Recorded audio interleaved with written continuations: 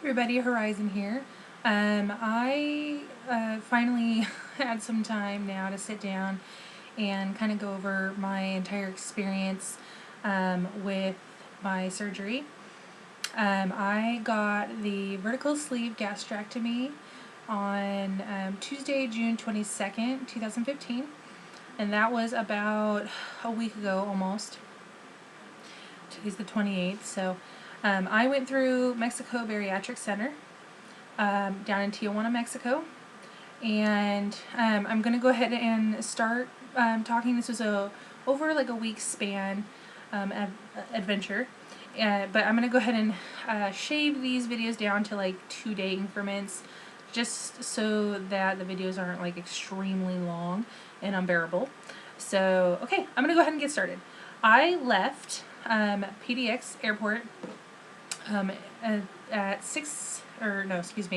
8 a.m. on Sunday, June 21st.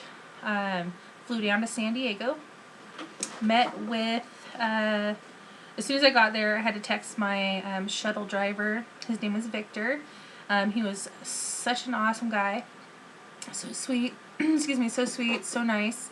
And so when I got there, I texted him because you're supposed to call, but my voice for some reason just up and left me that day, so I didn't have any way to communicate verbally. So anyway, so I texted him. He told me to, he said, welcome, glad you made it safe. Please go get your baggage from the baggage claim and meet me outside. And then he texted me a picture of like the area that he was in to look for. So went and did all that, hopped in the van. We talked about on the way down to Tijuana. We talked about all the different things you could do in San Diego. And then when we got into Tijuana, we kind of shift the conversation to what my next step was. He told me that once we get to the hotel, which was the Hyatt, beautiful hotel, that I would be meeting Jesus, who would be the coordinator, and he would kind of let me know what I was doing next. So I tipped Victor as soon as we got to the hotel. He went on his way, and I met Jesus, and he informed me as I was checking into the hotel that I would have 3 Jellos, 3 broths, and 3 popsicles while I was there, free of charge. So that was pretty cool. You have to put $100 deposit in when you get there. So my friends that were there, they did $100 cash in an envelope, and it was totally safe, legit. I just put on a credit card, no other charges made or anything. So you had to do the deposit. And as I was checking in, my friend Tinkerbell and her husband Jack were sitting over having broth. I actually met them through the NBC, excuse me, I'm like burpy right now, Facebook forum, and we'd only started talking, I think, a week or 2 before surgery, and decided we were really excited to meet each other and excited to have a buddy. So, and I had told her I'd be going down there alone, and she was like, oh, don't worry, you'll never be alone, we'll be buddies.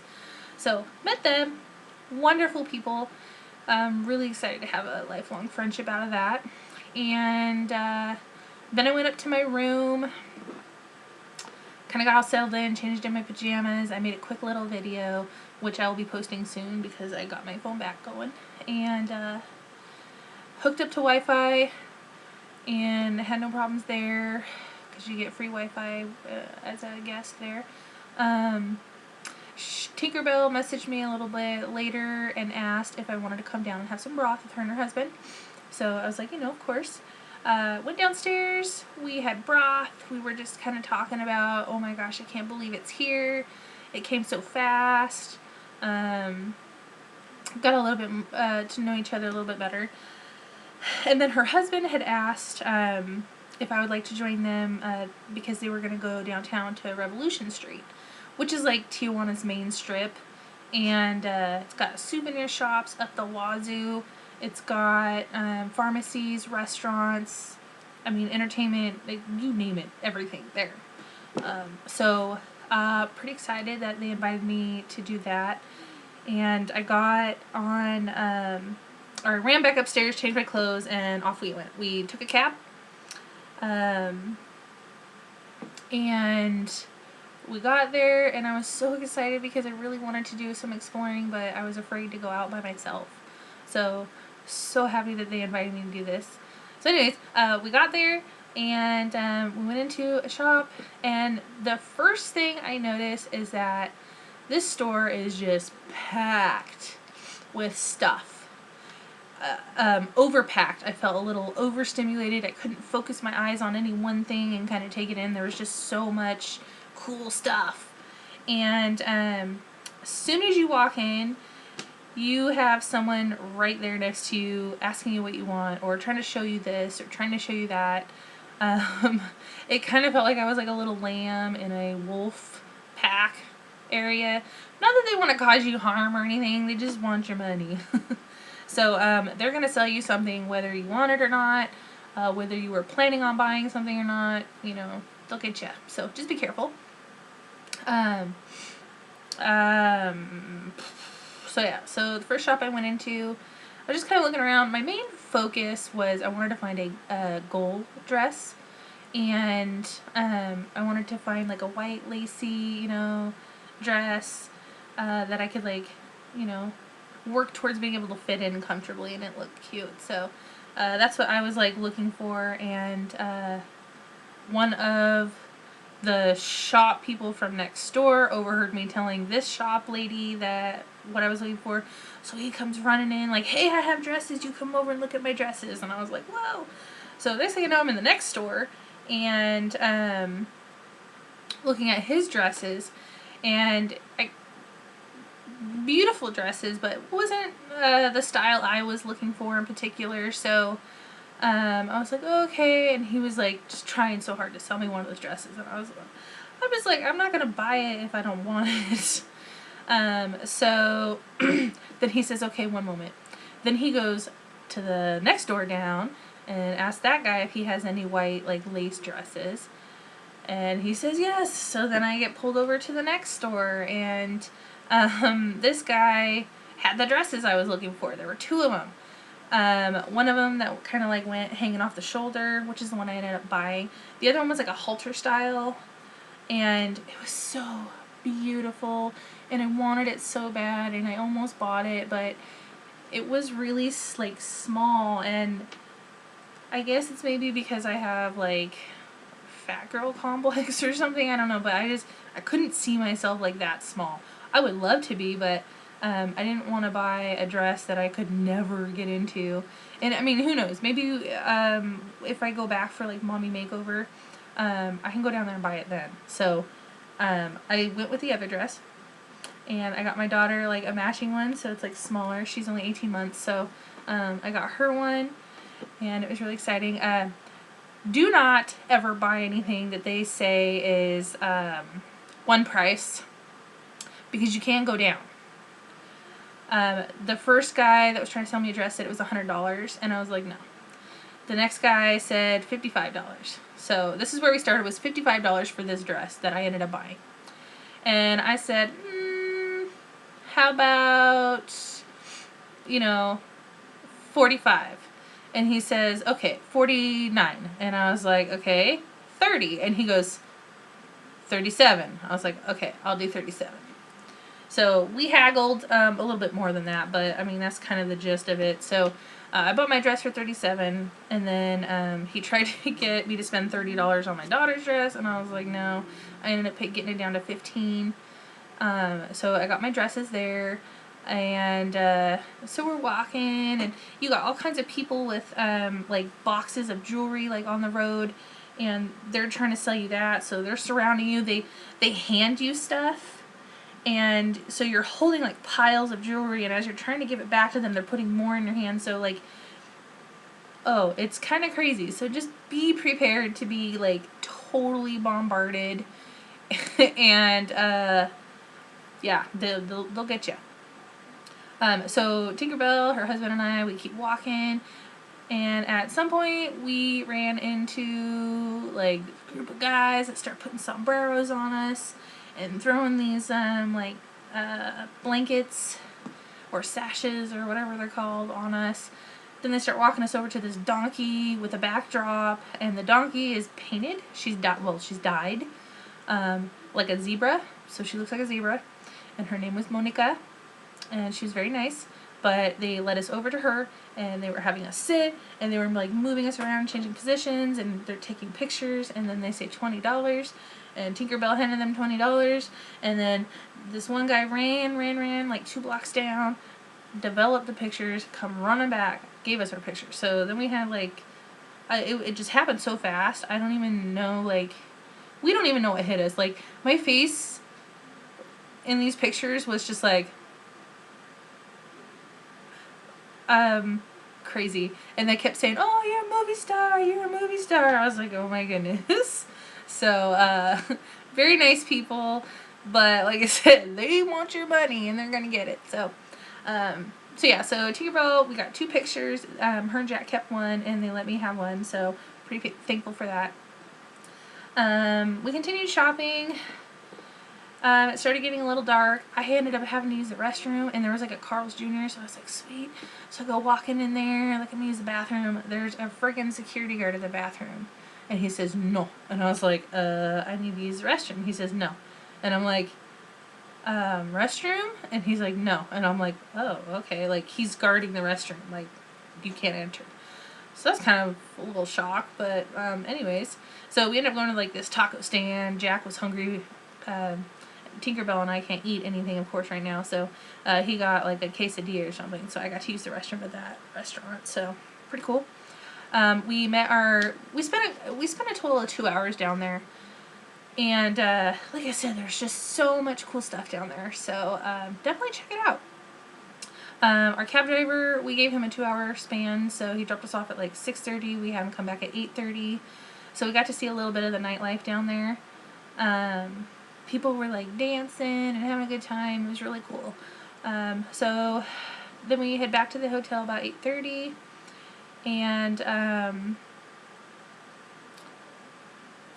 let's see, 8:30. Then we just kind of went in for the night. I think we had some Jello when we got back, and then called it a night. Tinker, I asked her what time she was leaving. She was leaving at 6 a.m.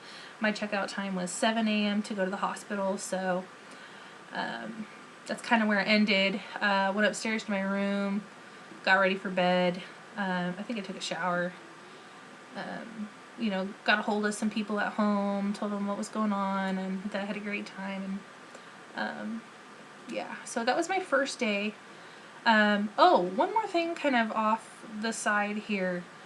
The driving in Mexico is terrifying. I would never, ever, ever attempt to drive down there. People change lanes without using blinkers. Like, they just do it so quick. Like, whoa, what happened? And the lanes are like, there's like 3 or 4 lanes all going one way, and people are zigzagging in and out of there. Traffic is like bumper to bumper, but people are still moving around. You've got these huge roundabouts. Some of them have lights, some like all the way around them, and some of them don't have any lights, and those are like 5, 6, 7 lanes wide. And I mean, you've got semis running through there, you've got cars everywhere, bicyclists, pedestrians, motorcyclists. I mean, and people are just flying everywhere, and I'm just like, I could never do that. I don't understand how I didn't see any car accidents, really. Like, whoa. So just be prepared for that, and be thankful that someone there who lives there and deals with that stuff is driving you and knows how to do it, because whoa. Yeah. So first night done. My next thing was, here, I'm gonna have a sip of this. I'm actually introducing full liquids back into my diet tonight. I'm pretty sure my stomach's ready, and I've already had a couple sips off of this, and my pouch seems to like it. So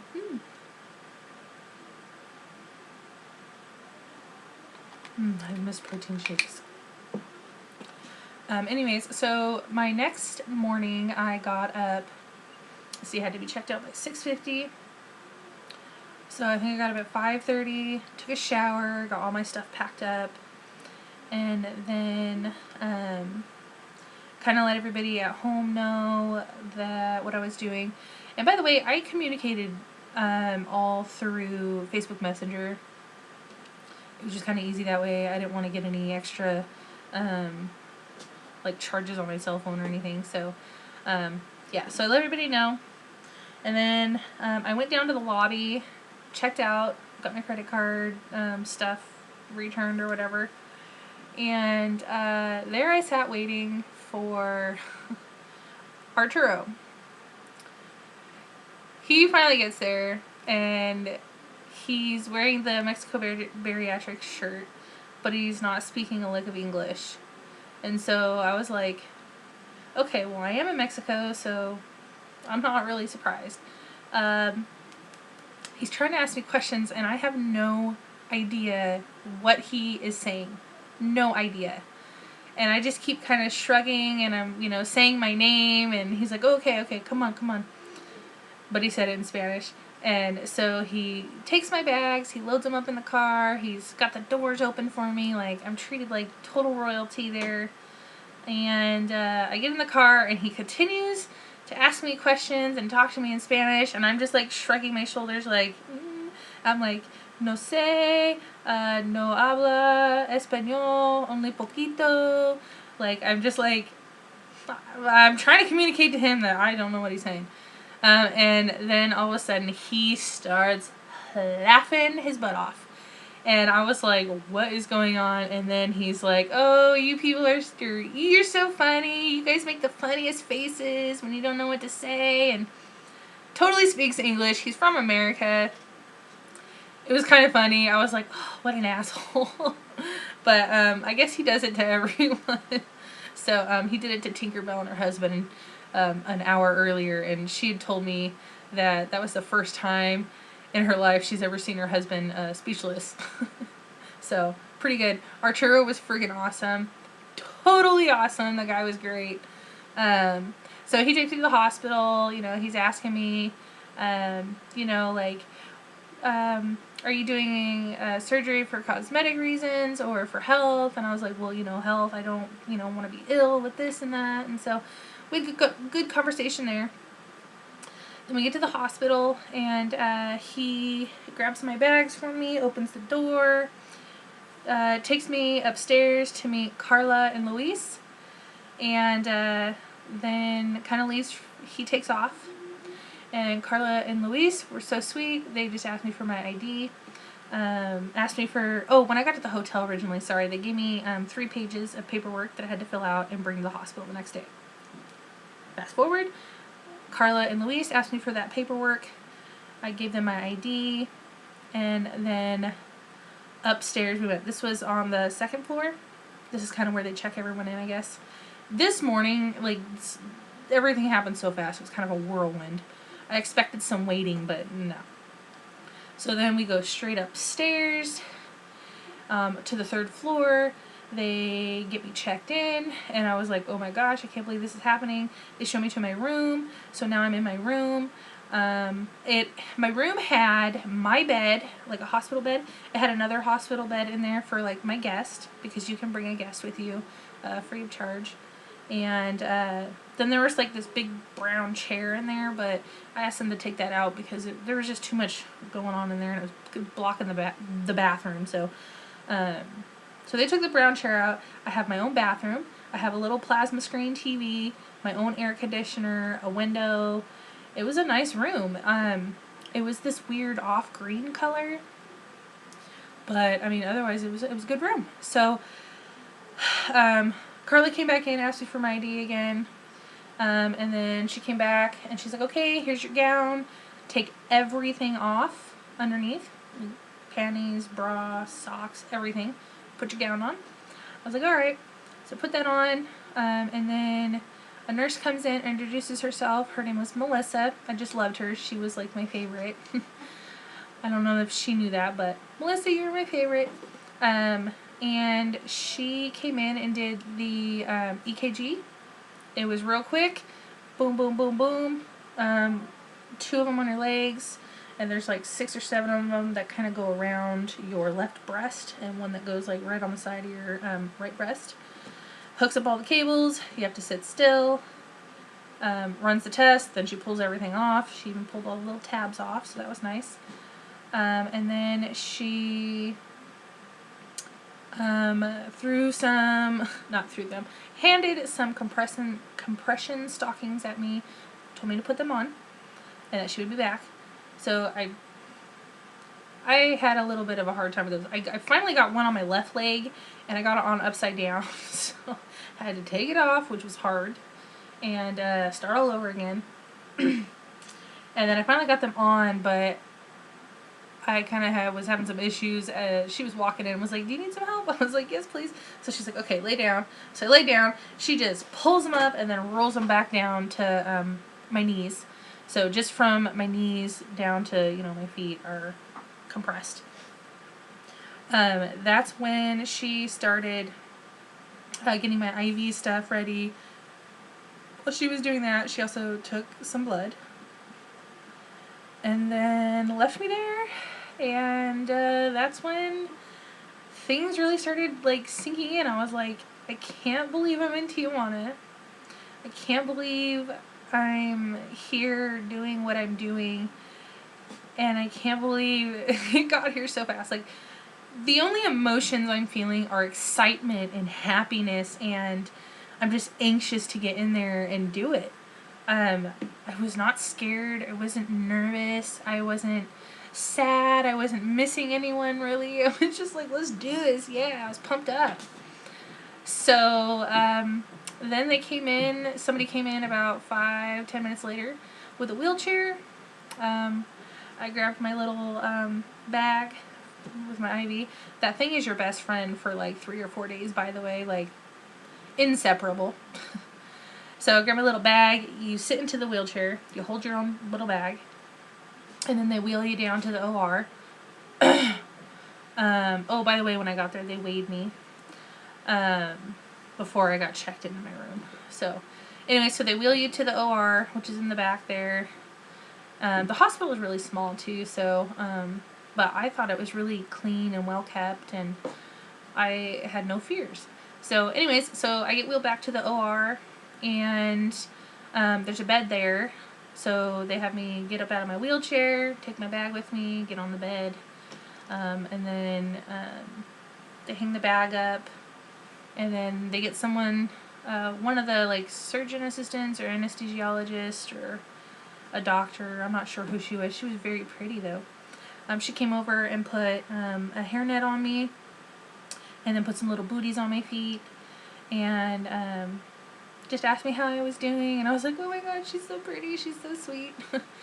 She told me she was going to start giving me, she named off 3 medications she was pumping into my IV, and I can't remember for the life of me what they were. I'm pretty sure one of them was an antibiotic.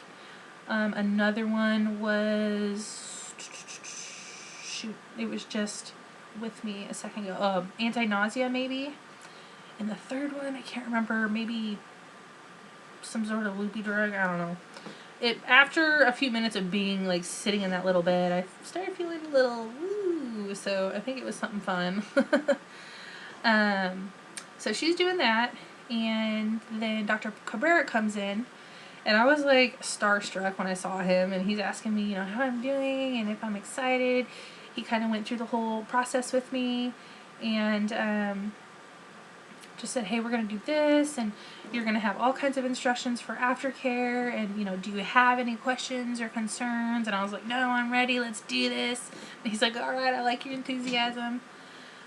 So then the next thing you know, she's like, okay, are you ready? And I was like, oh, the anesthesiologist came over and talked to me as well, and asked me a few questions.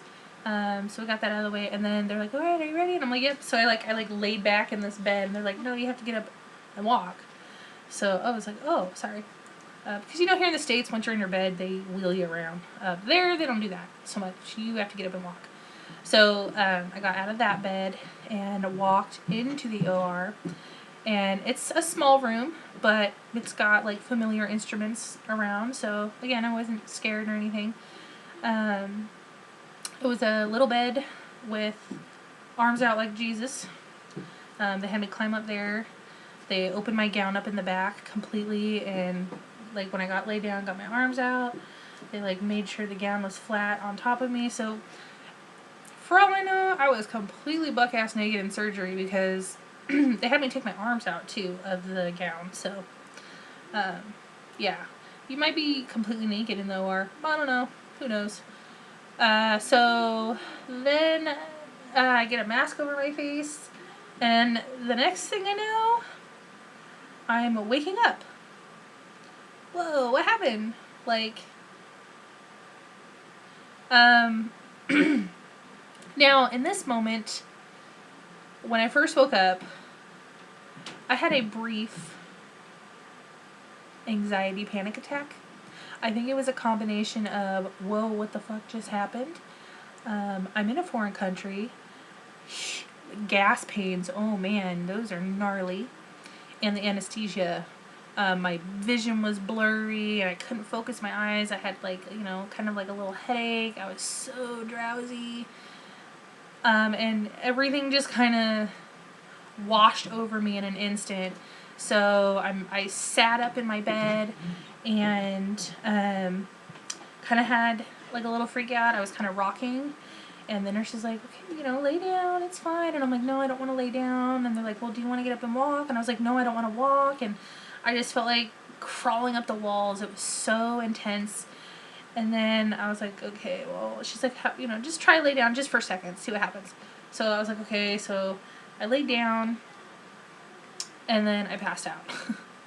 And I think this was around like noon or something, so I passed out. And then I woke up again. The anxiety was gone, and I still had blurry vision and stuff, but like my mind was working a little bit better. And so I got up and I was sitting there, and they were like, okay, well, you know, are you ready to walk? And I was like, no, I'm gonna get sick. And they're like, it's okay, it's normal to feel that way, and no. And I was like, no, I'm gonna get sick. And they're like, okay, we'll go get you something. And so they call the doctor, and I'm like yelling from my room, I'm gonna get sick, I'm gonna get sick, I'm gonna get sick. And then I start dry heaving uncontrollably. And I was so scared I was going to pop an internal staple in my stomach, because these heaves were so deep and so hard, and I was a little terrified. But I had remember watching another YouTuber who went through the surgery and said she was vomiting blood because it was in her stomach, and she was freaking out even more because of that. And then she started freaking out because she thought she was gonna pop a stitch, and she was like, no, it's all normal. So I remember that came through my mind. So I was like, okay, but oh my god, it hurts so bad. So then I'm sitting there, I laid down, and I was like, I don't want to go, I'm tired of sleeping. So I get up, I decide I want to walk. So I'm sitting at the edge of my bed for a good 5 minutes. The nurse brings me in some ice chips. Oh, it was so good. My mouth was so dry. And I had an ice chip and kind of gained my, you know, my wits. And decided I wanted to walk. And this, I think, was like 5 or 6 at night. So, I mean, I passed out for a good while, but, and I felt the pressure of needing to walk earlier, but I was like, no, I really need sleep. So listen to your body. If your body is like, hey, you know, sleep a little bit more, then sleep some more. If you're ready to get up and walk, get up and walk. But I can tell you, walking helps tremendously. So I got up and I started walking, and at that point, ever since I really, like, my 2 walks I did that day, and all that dry heaving got rid of, like, all that gas. So I didn't have a whole lot of gas problems. I never got that shoulder pain that people talked about getting. And I walked. When I wasn't walking, I was sleeping. When I wasn't sleeping, I was walking. My routine was completely, I would sleep for 2 or 3 hours. I would wake up, have a couple ice chips, or drink the melted water in there. I'm not supposed to drink anything, but I just kind of sipped on that little water. And then I would get up and walk. I would walk the whole 3rd floor in like a circle. And then I would go up to the 4th floor, do the 4th floor. And the floors are shaped like L's. And so I would just go around the perimeter of them and then go up another floor and then go down to the second floor and do the second floor, and then go back to the third floor. Then I go back to my room, use the restroom, and then I would be back in my bed, laying down, and then pass out. Fall asleep, wake up, do it all over again. That was like the consistency of my little schedule that I got on. I would meet with people while I was walking, and we would just walk all over the place. We were encouraging people, and yeah, so wow, that was a half an hour video. I'm so sorry, but that was my first 2 days there. Lots of stuff happening, and if there are any other little details that you're curious about happening or questions or anything, let me know if I left anything out. I'm sure I did, but I've tried to make this video like 5 times already tonight, and I kept getting interrupted. So I'm in my son's room again. This is the only place I can actually get away for a minute. So yeah, if I left anything out, don't hesitate to ask me about something or an experience or a situation or how I felt or pain or anything like that. Oh, I should touch base real quick as far as pain. I had no pain when I was at the hospital. They were so good staying on top of pain meds. If I was on another floor and it was time for my next injection, they would come find me and give it to me. Same thing with the antibiotics. The antibiotics and the pain meds were all administered at the same time. I also had kind of a situation where my blood pressure went through the roof during surgery, so they had to monitor my blood pressure all the time, and I ended up getting patches. Because of my dry heaving, they ended up making sure I was getting doses of anti-nausea. So anyways, they were great. They stayed on top of all that, and so I had no pain. Other than like my incision sites, they were sore like if I would lay on them. Couldn't really do a lot of laying on my side. I did lay on my right side, but the side with my drain, I think that's it. I'm going to go ahead and wrap this video up and start my next video for the following 2 days. This next video will be a lot shorter, so thank you. If I left anything out, if you have any questions, go ahead and ask below. I'd be more than happy to answer them. And thank you so much for your time. I'm so sorry it took so long.